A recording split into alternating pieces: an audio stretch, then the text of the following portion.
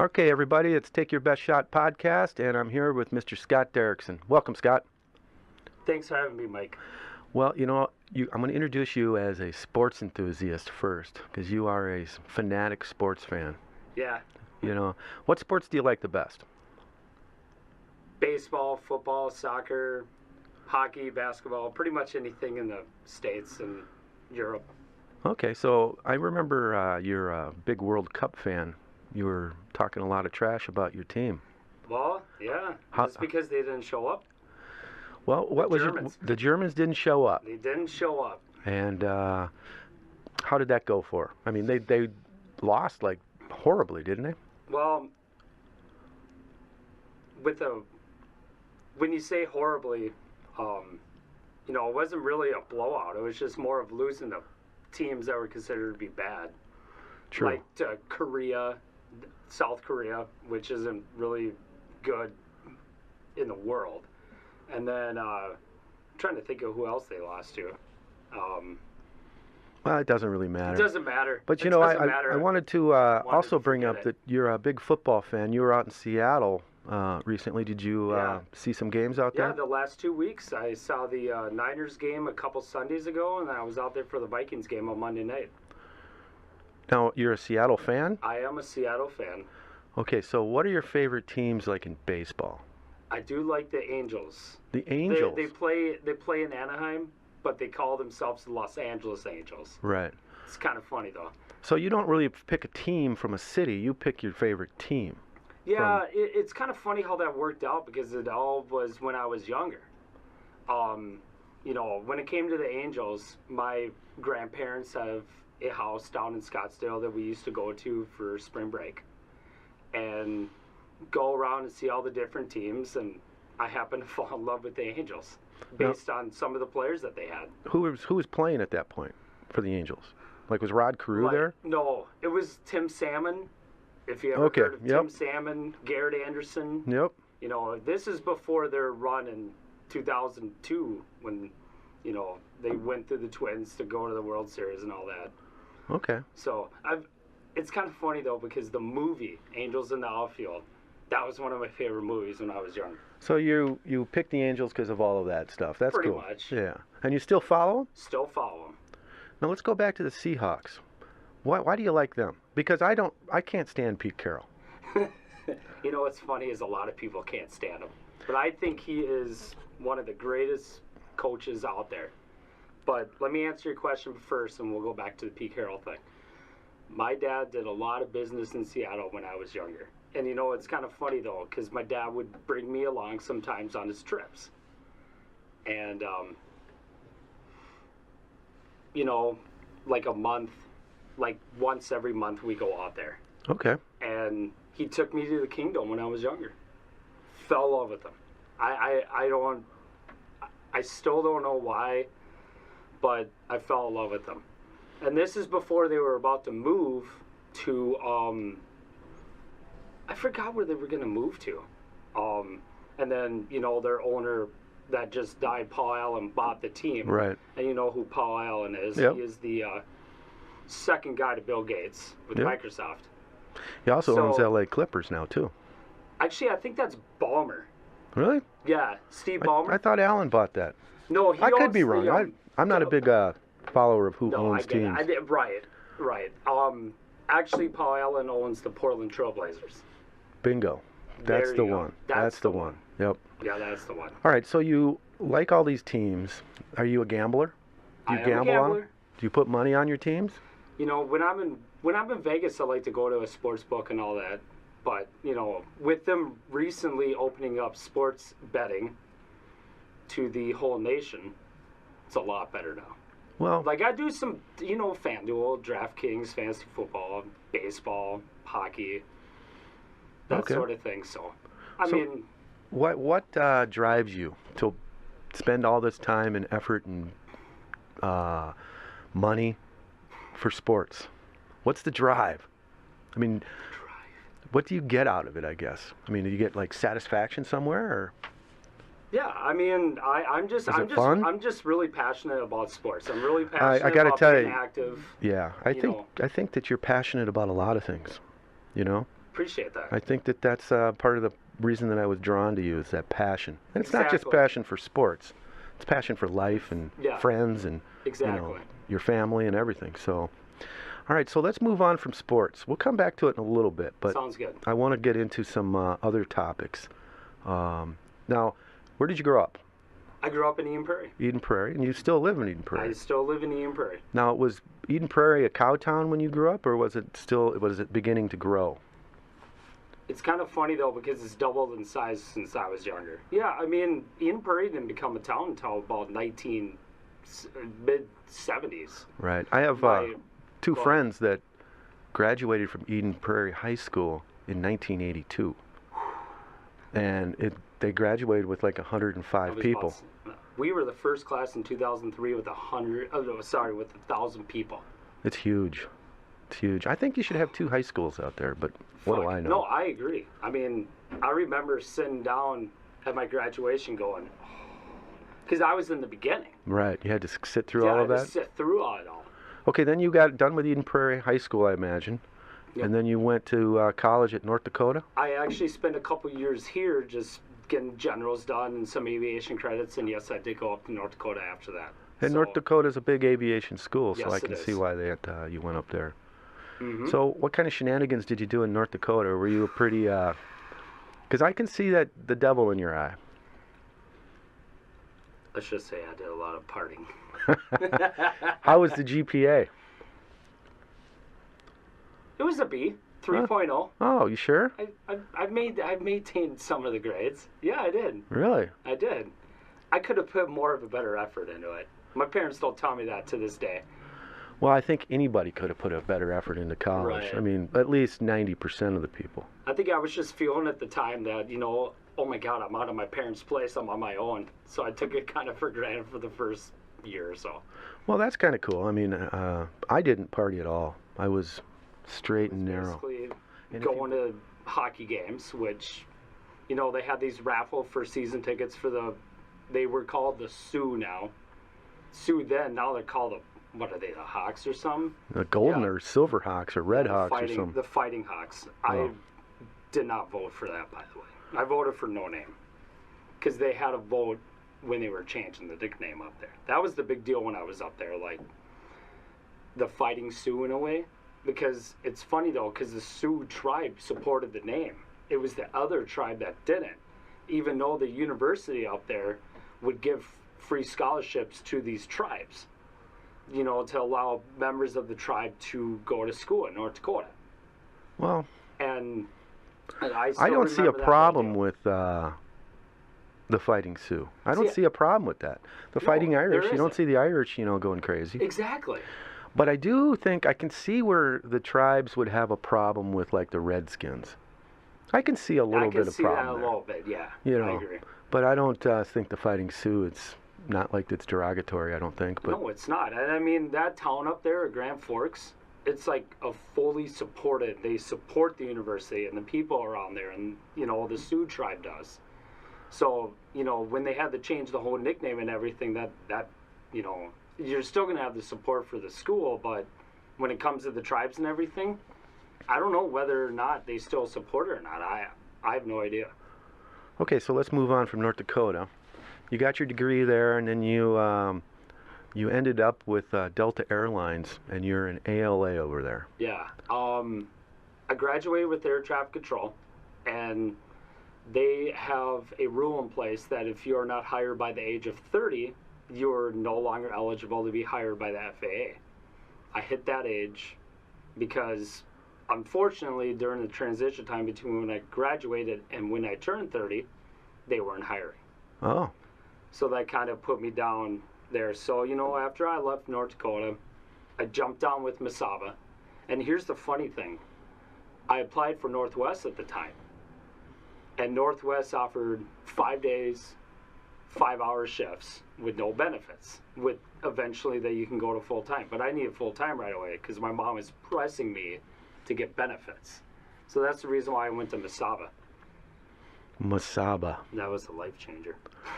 Was it? Imagine if I went to Northwest, the seniority that I would hold right now. Well, what is but- your seniority now? With Delta, Yeah. Been there, what, 6 years? 6 years? 6 years, could be 10. Could be 10. Could be 10, but know, it's all right, though. So you're not that much things happen senior for than a me. reason. No. You know, I've been there 5 Yeah. plus. Yeah. So, but you were how long at Mesaba? 4 years. 4 years. And we went through the Mesaba, Endeavor. regional elite. What was it before Endeavor? Wasn't it like Pinnacle? Pinnacle. Pinnacle. That's what it was, yeah. Yeah. It was Pinnacle. Good old frickin' Pinnacle. And then you, did you ever work for DGS? I did not. Okay, so you left before that conversion. Okay. So, give me your opinion about the IAM and the union. I mean, where do you stand with that? And keep it calm because neither one of us want to get fired, okay? You know, it's kind of funny. I'll say a short story and then I'll tell you my deal. My grandparents back in the day, their mother and fathers were big time union activists, supporters. They were big time union supporters, and you know, my great grandfather stood on the bridge with Skip Humphrey, trying to fight for the right to have unions back in the 30s. So I you would mean say Hubert Humphrey? Hubert Humphrey, I meant. Yeah. Skip is Sorry, still not alive. Skip. Not Skip. Hubert. Just trying to get You're the facts right. But I think the You're 30s right. is too young, too early for. No, I don't think so. No, you're right. No, it was about Is the it- 30s. It was yeah. actually on the Stone Arch Bridge, Okay. where, you know, my grandfather used to tell me stories all the time. My grandfather was a storyteller. I can't imagine that. I mean, he could sit down for hours and hear him. But unfortunately, he's in a mental house because he deals with memory loss and all that. Okay. So Well, I he's wouldn't off call in a I better wouldn't call place. that a mental house. I mean, that's to me Sorry. that's like a loony bin. No, like where no, you're no, fucking no, no. crazy with What am I he- trying to think of here? He has What Alzheimer's it's and called. dementia, Exactly. or one of the two. Exactly. So he's like in a memory loss. place. memory loss place. Thank you. Yeah. That's what it's called. I'm just trying to help your grandfather out so people don't think he's insane. Well, I'm like. Okay, so anyway, Back to Skip or Hubert and your grandpa. back to the union deal. So, you know, I kind of grew up as more of a conservative, more than anything. And you know, when I joined, when Mesaba came around, you know, when I started working in Mesaba, they were pushing for a union too at the same time. You know, when I was there, you know, with the whole merger deal with Northwest and Delta. And, you know, I wasn't very educated about the union at all. And then, you know, I came to Delta. And, you know, I started listening, you know, both sides and all that. And I would say within the last, you know, couple of years, I've came to the point where I am a very strong union supporter. I think unions are great for a place. They offer protection. And I'm here to spill the beans out. Well, spill When them. it comes to that, I am. All right. So Because I've been kind of secretive towards that. I mean, so, people know at work, but, you know, when it comes to, like, So, anybody else, not a lot of people don't know that. how do you support the union? I mean, by talking to other people, getting cards, trying to spread the word? I mean, what does support mean? Because you could tell yourself, yeah, I'll vote yes, or you could go out and try to get other people to say yes or no. You know, the big thing that I do when it comes to promoting the union at work is, number one, following the rules in place of not only what we can do on the workplace at Delta, but also what the IAM wants us to present. So basically, I don't ever pressure anybody, but when it comes down to the real fact, so when it comes to me, you know, talking to somebody about it, you know, I never pressure them to do it. It's their choice. Right. But I give them the facts. I give them the facts that, you know, I kind of, like the Ready Reserves, for instance. You know, I tell people all the time that, you know, flight benefits are great. I know that's the reason why a lot of people are there. And most Ready Reserves do have second jobs, you know. Absolutely. And such. And a third and a fourth and a fifth, maybe. True. But when it came to, like, pay before, like topping out at $13 an hour. That was not a livable wage, if you know. So Delta came around and changed the wages based on your hours worked. But when it comes to how I feel about it, and that is it should be based on seniority, like with full-time. Like full-time should be the same as right reserve. There should be part-time in there, period. Like full-time, part-time. No cap in hours. And that's just how I feel about it, because I feel like, you know, like I get it. Delta's all about making money, and they do a really good job at it. But they got to take care of their employees. Okay. And I feel like they're not taking care of their employees. That's a big reason why my mind changed a little bit. I mean, when I started working at Delta, I didn't sign a card. I didn't sign a card for the first 4 years. Until I came around and I said, you know what? I'm kind of seeing the whole work environment change. I'm seeing, you know, from, you know, when I started 6 years ago compared to now, everything's changed. It's all changed. People's attitudes have changed. The whole mindset about being there has changed. And how has it changed? And that kind of bothers me. Become more negative, you think? Yeah. Oh, yeah. It's became a lot more negative. Okay. And you know, and the thing too is that, you know, I'm going to go out. You know, I'm going to go out and I'm going to work hard, regardless, because that's just who I am. I'm a very hard worker. I don't attend to, you know, I'm a people pleaser, man. I am. Okay. And, you know, when I see other people get all pissed off and all that, I'm the one that always tries to mediate and make things better. Okay. I just feel like the way I can make it better is by joining this drive, like I have. Okay. So you know that I'm not. I don't really have a passion towards the union in a way that some people do. Correct. I see things. My history is a little different than yours, where mine's the exact opposite. When I grew up, you know, my dad was on the other side of the fence. Right. So I have that background in me. But when I look at the union, I don't have a problem with people or employees getting together and trying to collective bargain with their employer. My problem, and I've talked to Dan McCurdy about this, is the IAM. And to me, I try to correlate it into, it's like going to church, that you know that the Catholic Church, and you know the priest is pedophile. You know it's bad, but the church is big, you know, and so you go to this church because you feel like you have to. Why is the IAM the instrument that people want to go through for the union? I mean, there's other unions out there. You could start your own union. And what I see is there's a lot of corruption and a lot of things that don't add up. If you look at the financials and you look at things like that. So I'm wondering, why is it the IAM that, just because of the history? Because I feel like the employees are getting in bed with somebody that they shouldn't be.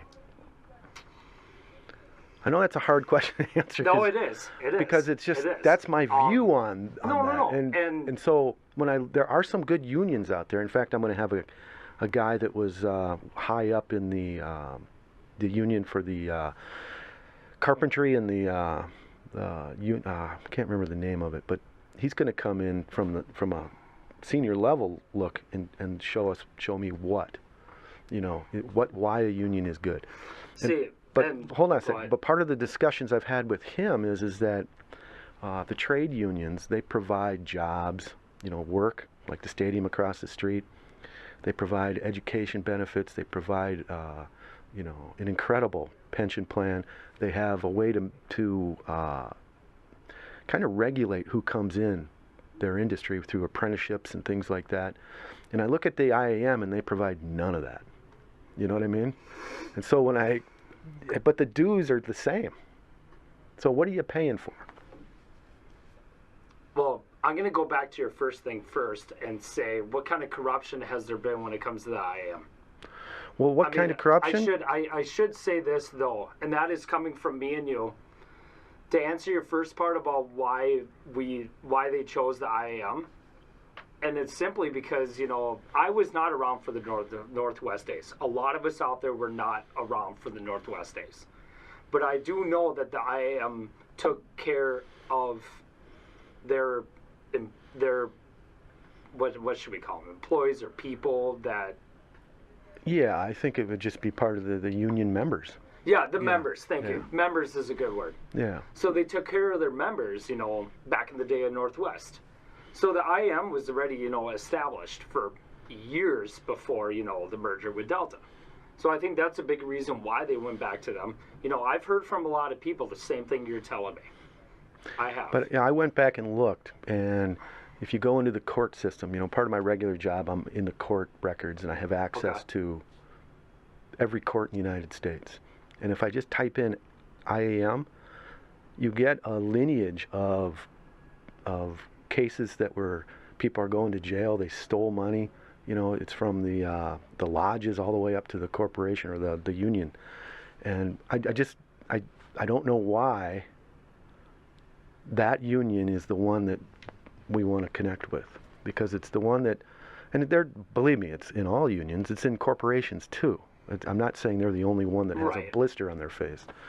But I see that, and I just go, man, they're going to give them dues, and then people are going to steal it, or there's going to be some level of corruption. If we could look at a lot of the court records and see where people are going to jail, not for an extensive period, because it's not huge money. It's not millions and millions. But I don't know. That's the frustration I have, because I see the point of having collective bargaining and having a contract. I see that. I see the value in that as a person that works there, but then I turn and I look at who's going to be doing it, and that's where I can't swallow that pill, man. I can't. No, I hear it. You know what? You've obviously done your research on it. I guess I have not done the research on that, on that end either. Well, I've only looked I'll show at it to you. I'll send it to you. I've only looked at it the last, couple of years since I've been involved, and this is the last couple of years. At it. This is the last couple of years. It's not like 20 years ago. It's like the last 3 years. And we're talking about with other airlines, right? Like with other companies. You talk about other companies, because Delta doesn't have it, so they couldn't do it to Delta. But they're between airlines, a lot of the Boeing stuff, a lot of the aviation side companies. And so I get the point of wanting to have that. Because I was going to say, they got a clean record with us so far, so. Well, of course they do, because there's no money being transferred. Once the money becomes involved, I think, and it's just not the IAM, but it's all of the organized labor. But it's corporations everywhere.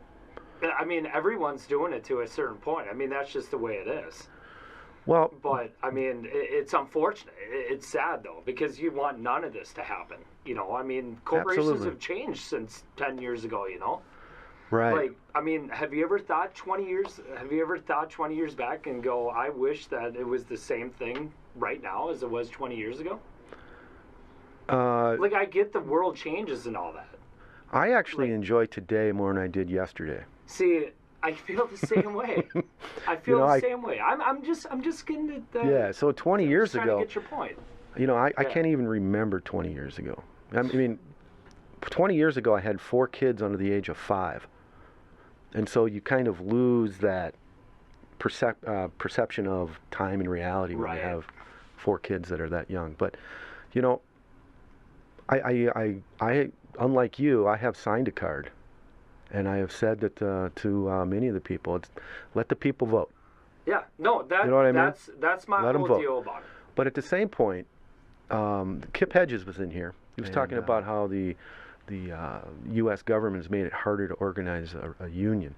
He was talking about back in the day, you only needed 30% of the people to sign a card. Now you need 50%. 50.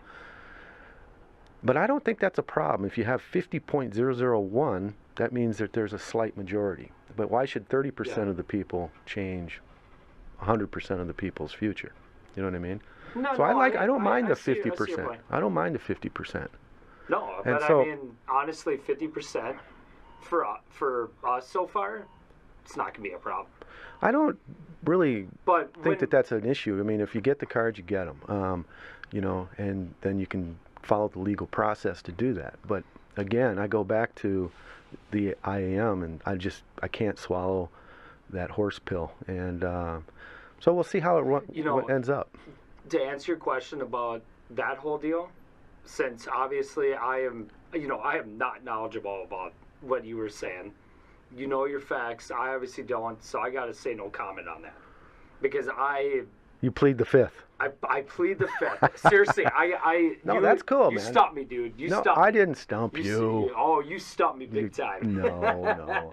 I had to go back and look at this because Dan McCurdy and I spent 8 hours in this room in 3 different times. And so, in order to speak with somebody who has that knowledge, you had to go and funny, though, you had to do your homework. And Kip have that more knowledge. Yeah, they're very knowledgeable, which man. is why I'm more of the low key player, trying to help them out and something that I believe that with the union it would make it better around our place, because I just want everything to be fair. That's what it comes down to. The end of the day for me is that I should be treated the same as you when it comes to pay, benefits, all that stuff. Well, I actually think that you should be treated on a higher level than me. I'm there 2 days a week. You know what I mean? This is your career.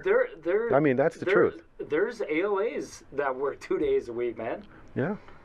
All I have to do is... That's all I'm going to say is that, even though I do hold the job of leadership when it comes to a particular unit, the crew is the most important thing to me.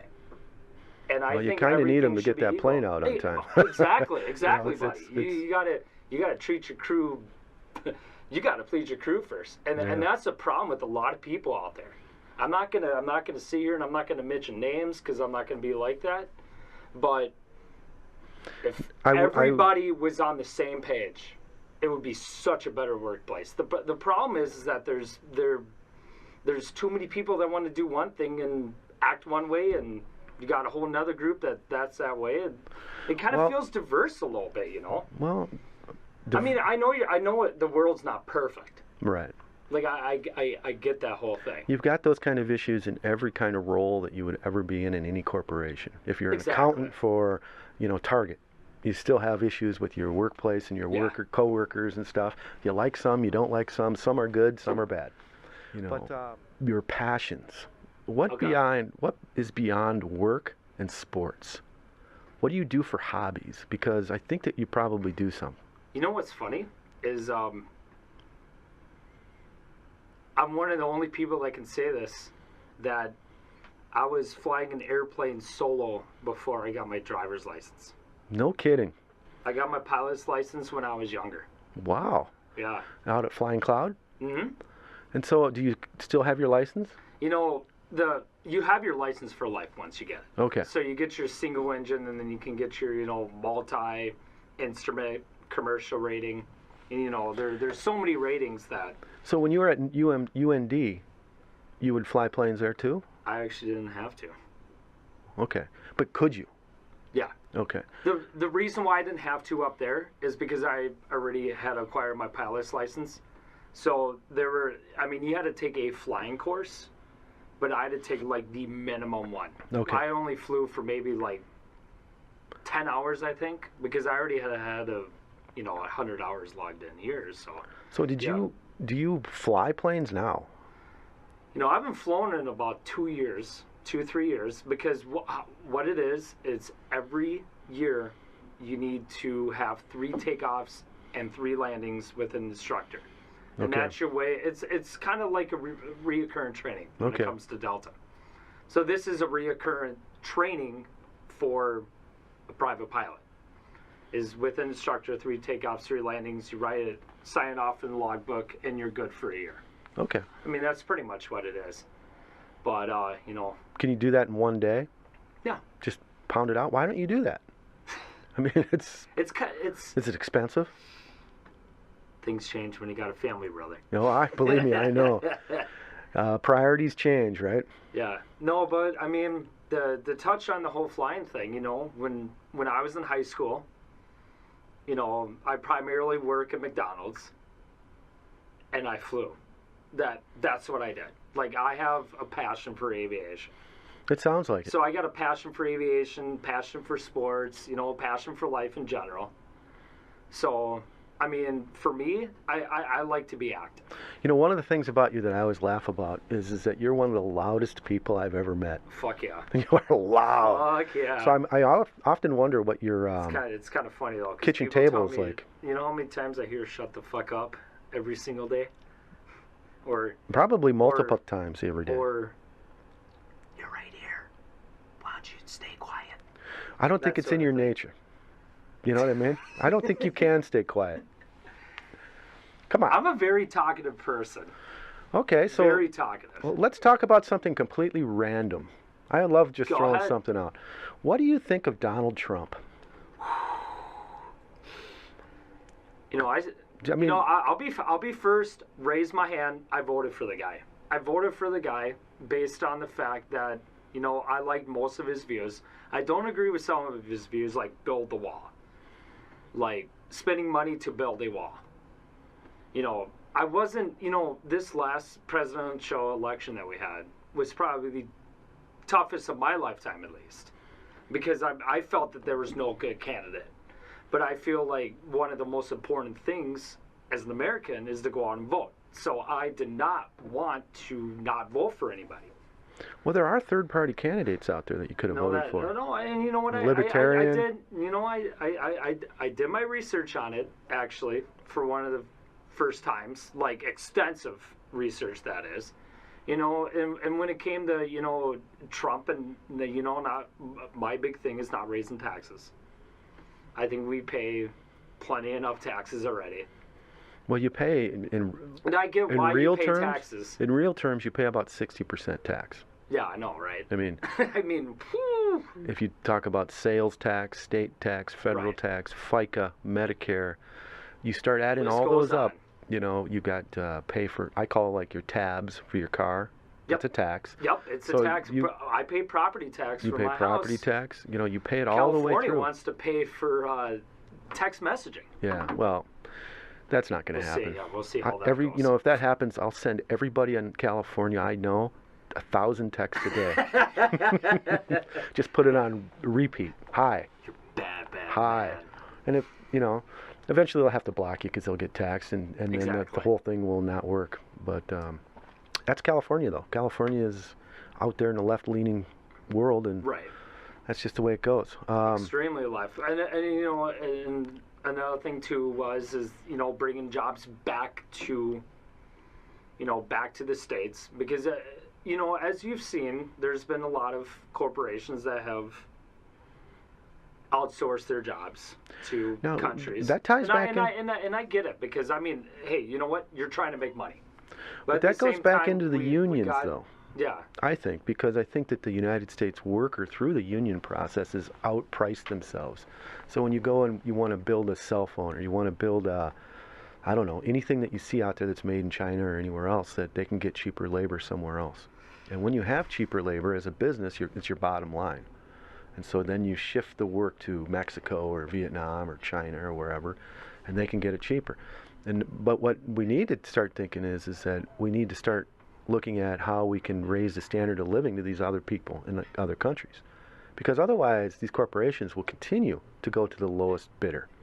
It's just the way it works. And so if you have a sweatshop in Vietnam where they're going to do it for, a nickel an hour, and it's done here for, $20 an hour, it's unbelievable the savings you can have, especially if you're just like putting a mold together and shipping it off.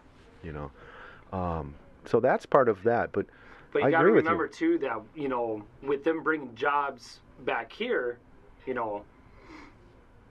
could be paying a nickel an hour, to these guys country-wise, but you got to worry about the cost of shipping the stuff back here and all that. It's pretty cheap, man.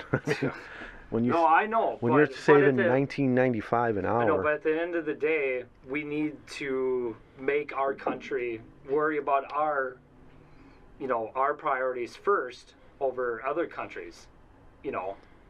Worry about us first, because we got so many problems in this country anyway. We do. I mean, well, name it's a the couple. truth. Name a couple. Which ones do you want to jump into? Well, Hold on, I could I'm name, thinking, I'm I could thinking. list like 10 things right off the top of my head, what I consider to be issues, but I want to know what you consider to be some of the issues that we need to work on.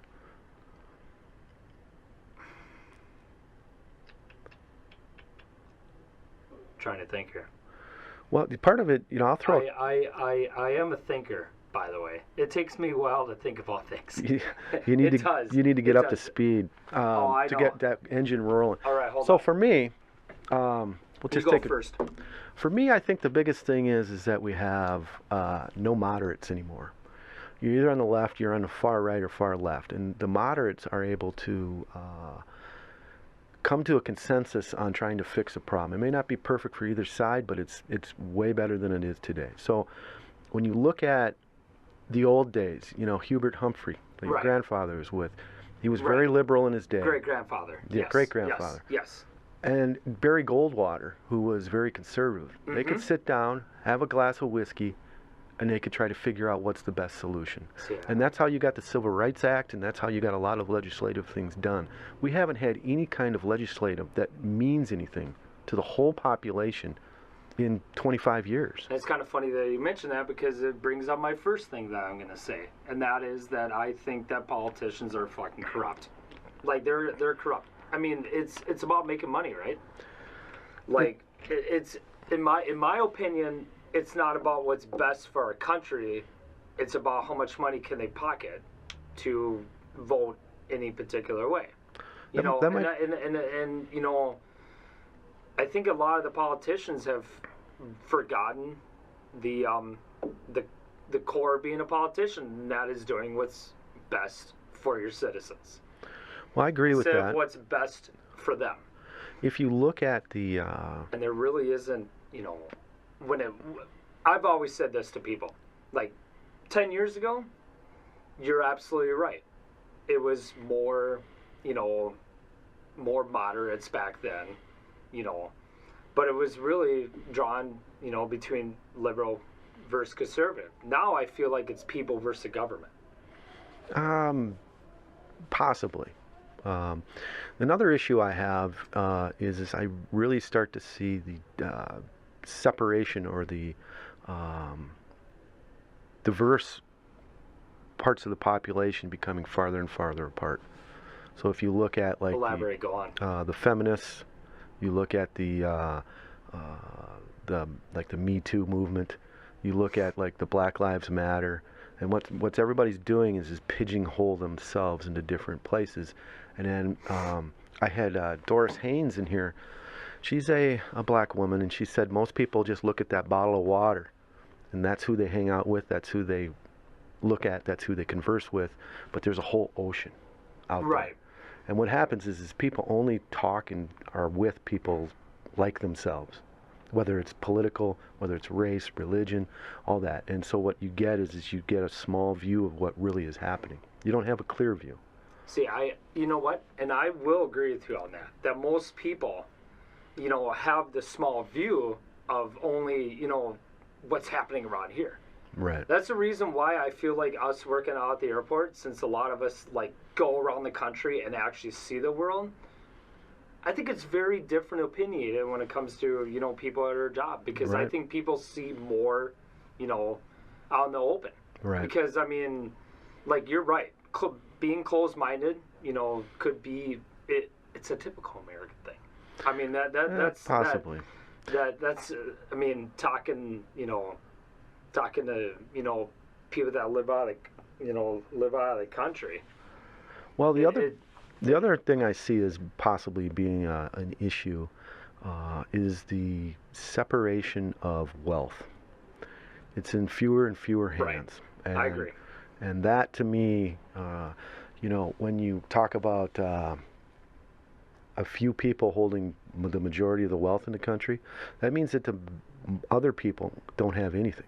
And I see that as a problem where the middle class is shrinking and shrinking. So you're either well off or I you're agree. not, that middle class. And it's the same thing as the politicians that when they get bought off, they're getting bought off by the people with the money. And you know, here's the funny thing, and this is a personal observation too that I've seen. You know, going to California 2 months ago, even going out to, Seattle the last couple weeks, and even back here in, St. Paul, not too far from here, Minneapolis.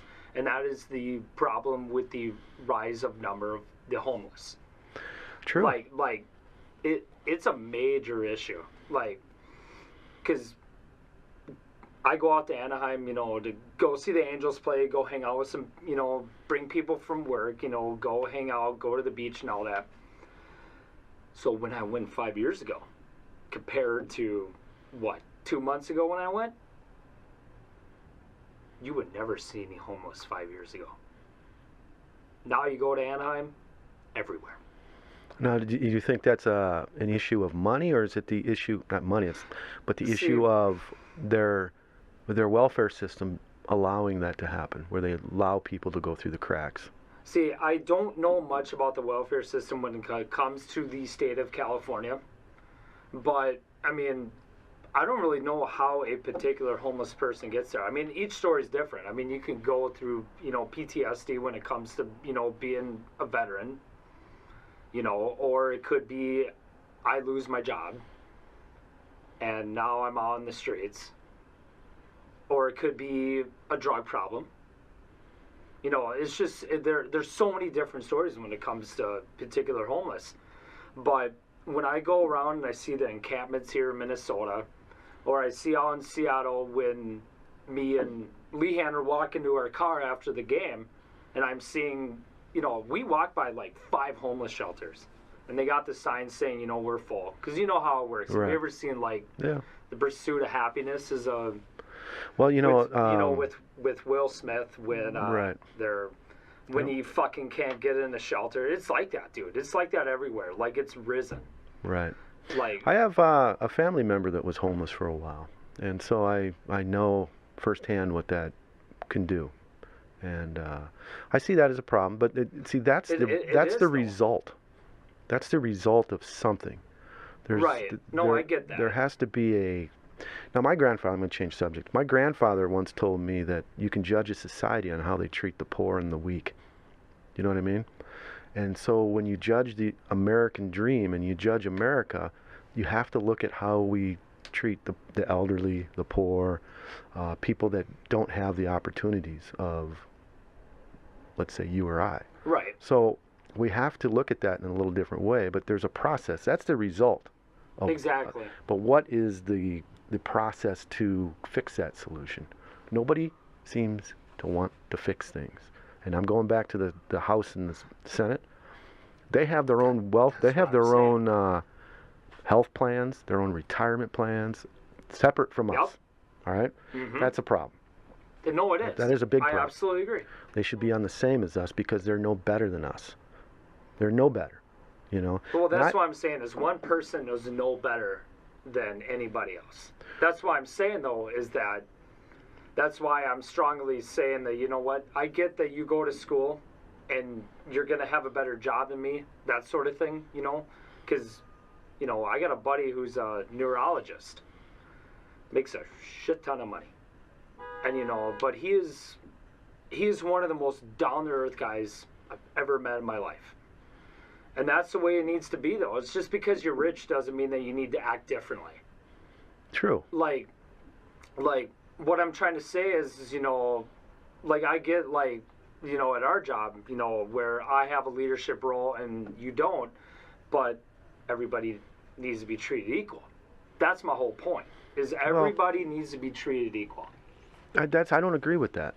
I think that people in each role needs to be treated equally. But, let's say... I should more say it that way, because more that I think about it, it's like, should I be treated the same as someone that convicts a crime? You're right on that. Well, no, I was talking about on the workplace, where I think each role should be treated equally. But each role within itself has a whole different... on that. Because I don't think that, somebody in a high leadership role can be treated equally to somebody with me, because they have a completely different set of responsibilities. That's true. That is true. So that's how I see that. Now the other part is kind of a dumb thing for me to say. No. We're just talking here. No, we are. The other thing I think about is, when you look at how we've become a military state. The giant corporations, they can only exist if they're using the armaments and the airplanes, the tanks that they're using. It's they call it. Eisenhower called it the Great Military, what? Complex. Complex. That's what it was. And what it is that Okay. these companies need to use their product. So the U.S. sells it to around the world. You know what I mean? They sell the planes to the Saudis. They do all of this. We've got military bases in, about 4 or 5 of them in Germany still. Correct. And I see the value in that, but I also see that the corporations in that business are really in need to get their product used so they can make more product. I was about to say, so they Yeah. can make money, right? Right. I mean, So there's a that's problem what it's there. about. We have become the world leader in just selling our own military stuff to other countries so that they can go bomb and kill their people. If you look at Saudi Arabia and Yemen, the Senate just took the war powers away from Trump to try to stop some of that, and I think that's a good move, because what we're doing is we're allowing our military armaments to be used to fight other conflicts that we may or may not have any say in. So I see that as a big problem too. And you know what? I do agree with that in a way, because it's the same thing. If we buy stuff from Russia, it's the same. It's the same.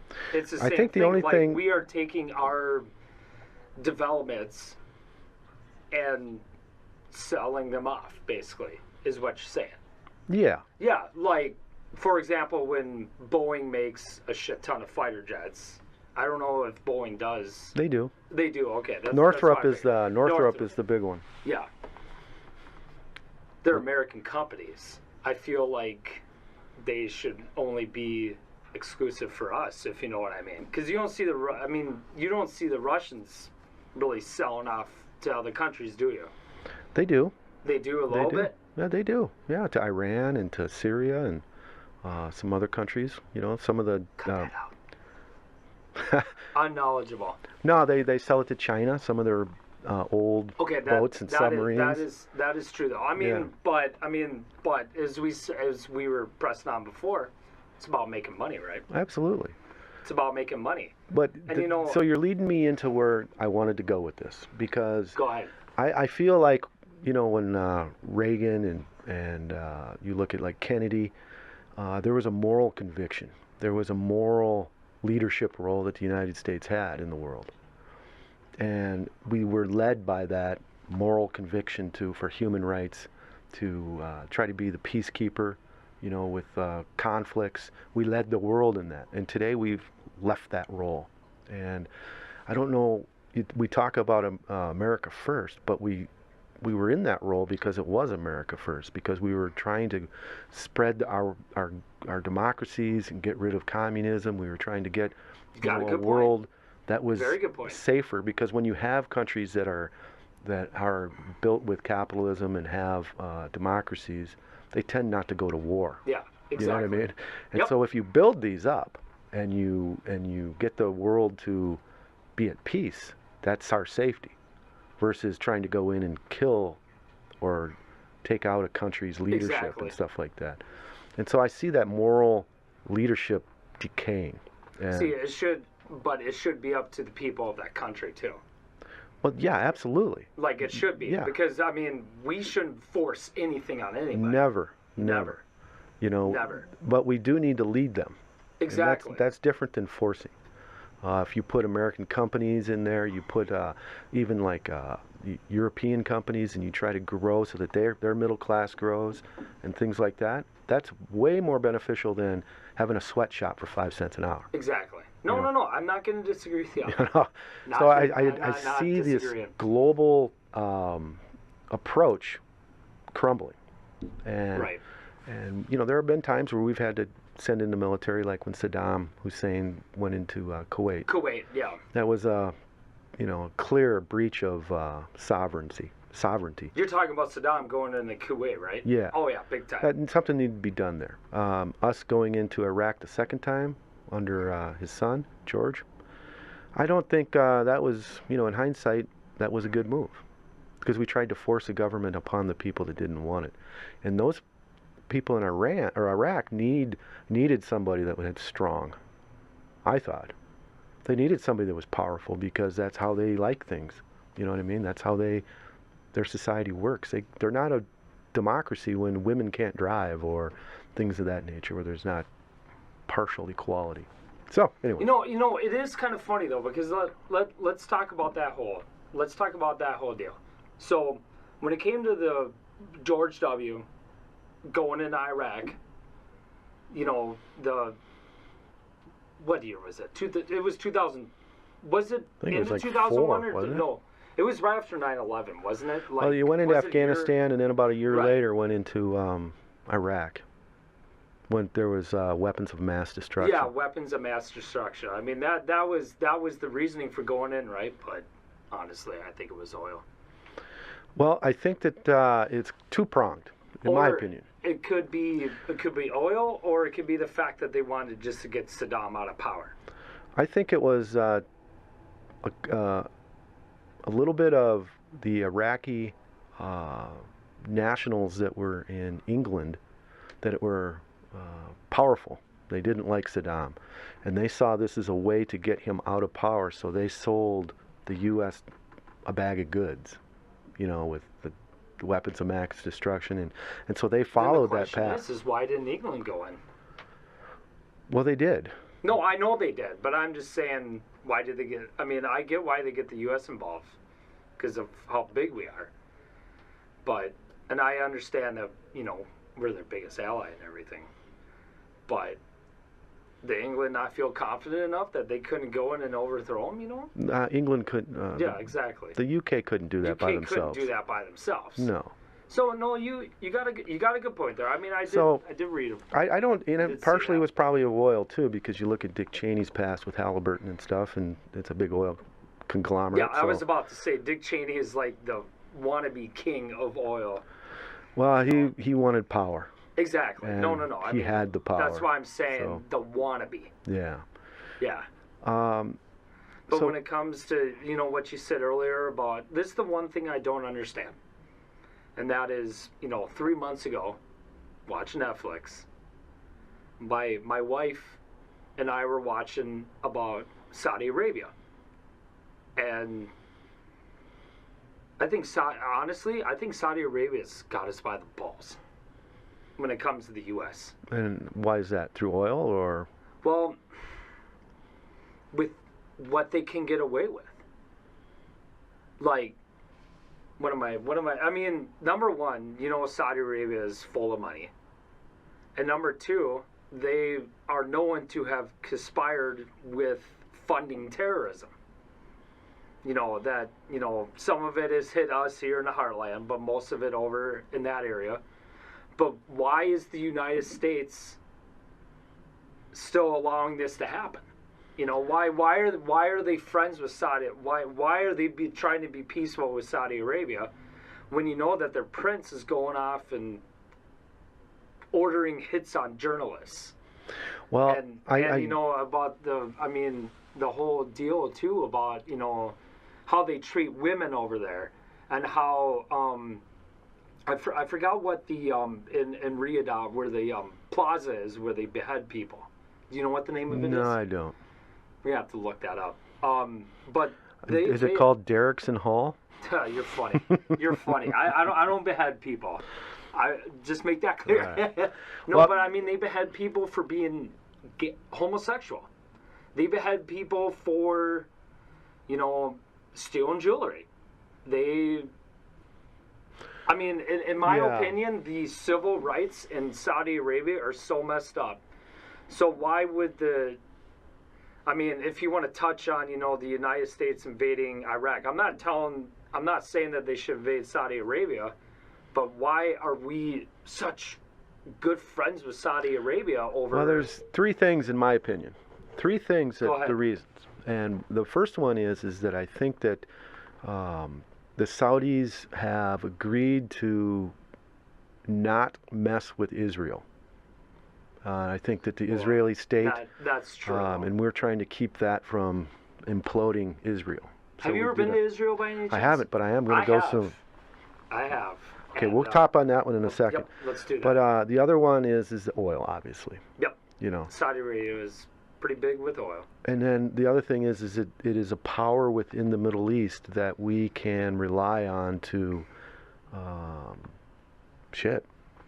we can take off from their air bases and we can do things there that allow us access to the Middle East that we don't have.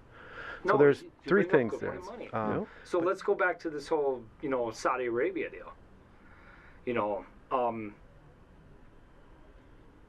I will agree with you that something needs to be done about that whole deal, because it's gone out of control. Like, you're right, back in the Reagan days, it was non-existent. Like I feel like... Well, that's not true, because, there were some things in Reagan's era that he didn't do, like when the Marines were killed in Beirut, in the building that was bombed. Well, remember what he did within the first 100 days of him going into office? He threatened him going and invade Iran if they didn't let those people go. The hostages. And the actually, hostages. That was 10 run, right? It's been reported that George Bush, his vice president, went over to Iran, or met with Iranians between the election and inauguration, and said, you need to release them or we're going to turn it into a glass factory. Yep. And exactly. They were released that's my whole point. the day before, I believe, the inauguration. Mm-hmm. And so they made their point. They did, it wasn't, people clapping and going crazy in the administration, but they led by, you got to remember carrying a big stick. Every single president has had his positives and his negatives. Like, some stuff that he wishes that he would have done different, or some stuff that he would have done. But no, you're right about you're right about Reagan with the whole Beirut deal. Yep. So I'm not saying that Reagan was perfect, but what I am saying is that he led differently. Yes. With the dollars didn't matter as much as the United States. So when you say make America great again, you got to lead with a moral conviction. You know what's funny is Clinton said the same thing. Make America great again. He did. He did. Yeah. It's kind of funny though, because I never saw that until a couple weeks ago. Actually, if you want to go really far back, in 1979, Ronald Reagan said it. Make America great again. Make America great again, with the Statue of Liberty behind him. It's kind of funny though, because I thought that, that's where I was a little close-minded on that deal, thinking that that was Trump's deal. And it wasn't. He stole it. It wasn't. He stole it. Yeah. He stole it. Yeah. But honestly, when you look at Reagan and when you look at Clinton, Clinton was the first. He was probably the last president to balance the budget and actually make it a surplus. Am I right with that? You are. But that was also done by the Republicans in the House and Senate.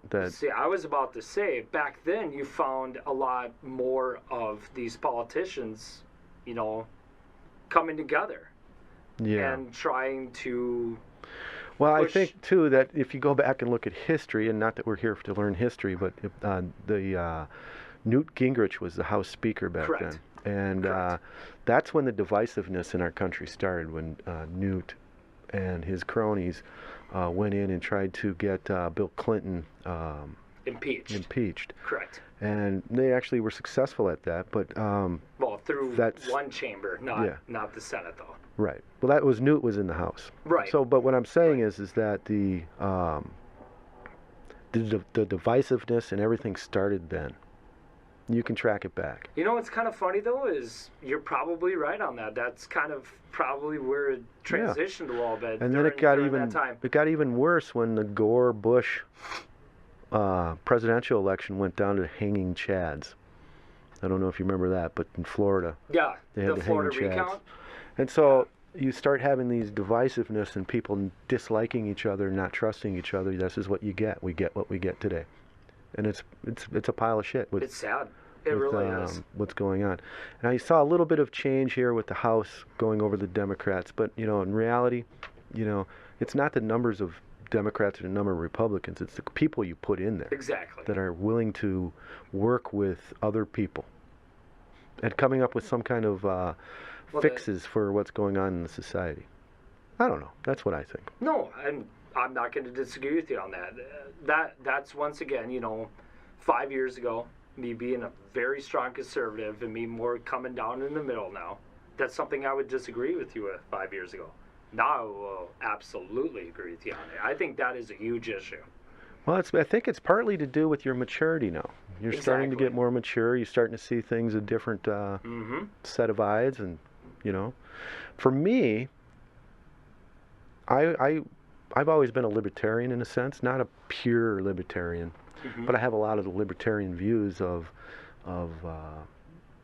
I should be able to be in charge of myself. I should be able to live the life I want without your rules and regulations. And that's just me. And so that's how I start to see things. And when you go and travel the world, you start to see how other people do it. And you start to see how it's kind of funny, though, they're able to be happy. I agree with you on that. I agree. Just going out and actually seeing the world has made me change a little bit. So where would you go, anywhere in the world, if you could have 10 days, just you? Where would Derickson go? Going to be multiple places. Well, you can give me a track. I mean, this isn't that hard of a question. I mean, you just go, boom, where would you want to go? You know, it's kind of funny, though, is there's so many places I want to go to.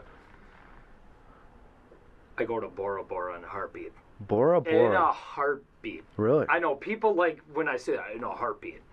I love to go to Bora Bora.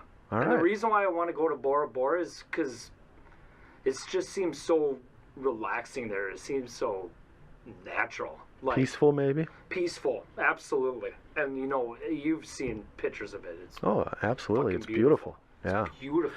You got the clear water down. You could see all the way to the bottom almost. Yeah. I've always wanted to just get a hut right in the ocean. Those huts that they build in the ocean. Fucking stay there for 10 days. Just relax. Don't even think about anything. Except for where your next cocktail's coming from, exactly. right?